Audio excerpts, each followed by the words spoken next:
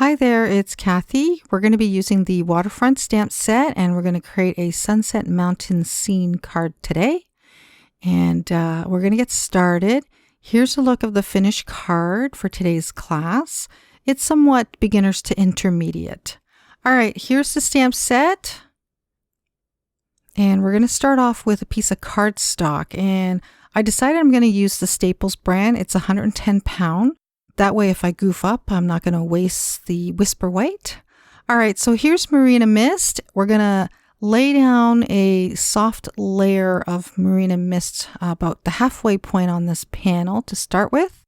And we're going to add some Daffodil Delight just below the Marina Mist. And then with Real Red, I'm just going to swipe just above the Daffodil Delight, just to lay a little bit of color there. And then I do come back in with the Marina Mist blending tool just to blend in the red and the blue together. And whatever you have left on the dauber with the red, add a bit of color at the top of the sky there. And then back with Marina Mist, we're going to use that long stamp from the set. I recommend grabbing a paper towel to put underneath your project. And that way, when you stamp off, it doesn't evenly remove all of the ink off of the stamp. That's what I think it does anyway. So ink up part of your stamp off, and then lightly skim it across the cardstock.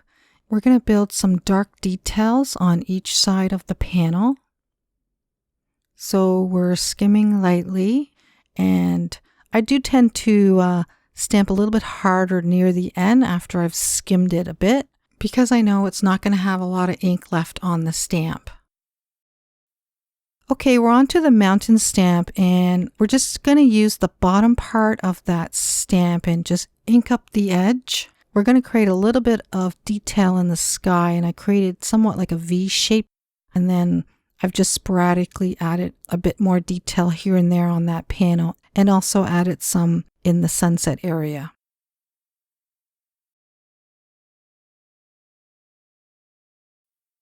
And now we're moving on to Island Indigo, and I'm going to use a small sponge dauber for this, and that way you have a bit more control when you're laying down the color. We're going to blend and darken up the areas just a bit more, and also darken up the top of that panel to get that sky to look a little bit more deeper.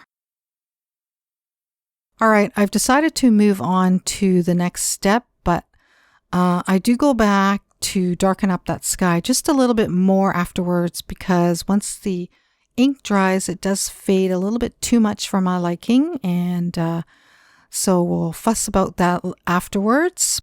Right now, we're going to create the mountains using the mountain stamp, and I've left all the footage in there just so you can see how I angle that stamp. The first two is simple. We're just going to stamp directly on the panel. And then the third one, just note how I angle that stamp. And there was this little space or a little dip there. So I just inked up the center part of that mountain just to cover that up. And the end there, I ended up with another little dip. And I'm going just a little bit higher to cover that up. And then we'll just finish off the other end. And I think I'm happy with that. And now we're just going to stamp across the entire section and then fill in the bottom. So now I'm just speeding up the footage there because you don't need to see me do that part.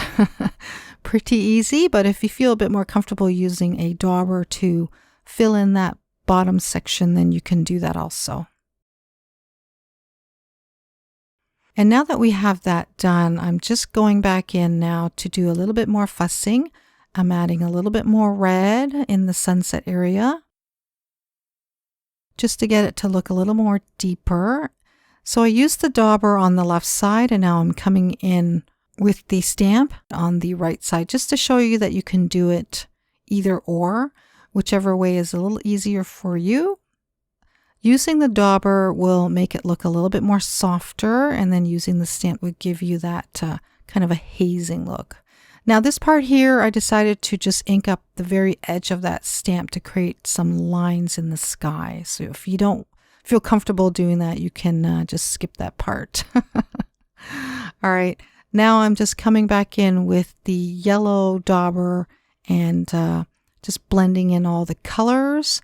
And I'm going to do the same thing with the blue to do a final once over.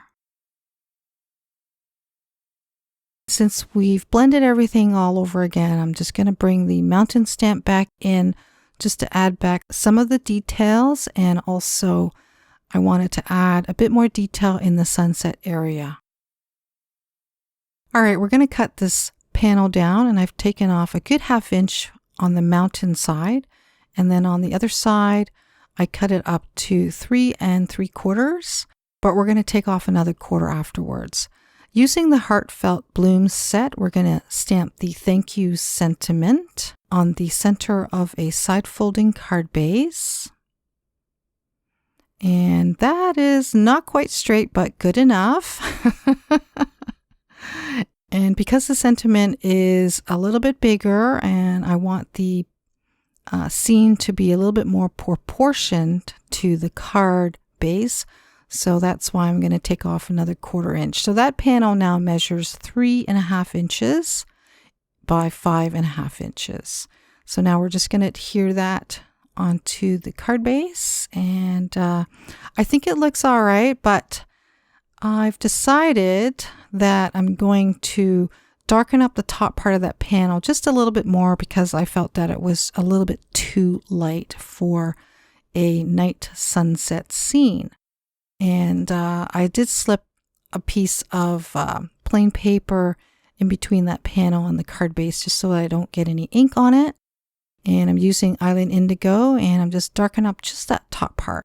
Now, it could be just a little bit darker, but I decided just to leave it at that. I think it looks a lot better now. And here is a couple of stills of the finished card.